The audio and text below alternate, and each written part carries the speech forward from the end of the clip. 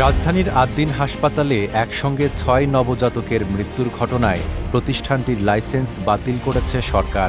স্বাস্থ্য অধিদপ্তর জানিয়েছে, হাসপাতাল কর্তৃপক্ষকে দেওয়া কারণ দর্শানোর নোটিশের জবাব সন্তোষজনক না হওয়ায় এ সিদ্ধান্ত নেওয়া হয়েছে। স্বাস্থ্য অধিদপ্তরের পরিচালক ডাক্তার আবুল হোসেন মোহাম্মদ মইনুল আহসান স্বাক্ষরিত এক আদেশে এ তথ্য জানানো হয়।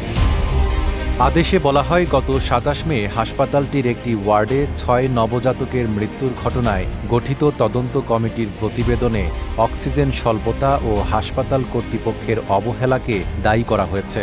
এর পরিপ্রেক্ষিতে হাসপাতালের লাইসেন্স কেন বাতিল করা হবে না তা জানতে চেয়ে শোকজ নোটিশ দেওয়া হয়। RICL TMX, যুগের পর যুগ স্থাপনা থাকে মজবুত। নোটিশের জবাব দিতে ৭২ ঘণ্টা সময় পেলেও হাসপাতাল কর্তৃপক্ষ অতিরিক্ত ৪৮ ঘণ্টা সময় চেয়ে আবেদন করেন। পরে ৯ জুন লিখিত জবাব জমা দেয় তারা। তবে সেই ব্যাখ্যা গ্রহণযোগ্য না হওয়ায় ১৯৮২ সালের প্রাইভেট ক্লিনিক ও ল্যাবরেটরি নিয়ন্ত্রণ অধ্যাদেশের ১১(২) খ ধারা অনুযায়ী হাসপাতালটির লাইসেন্স বাতিল করা হয়েছে।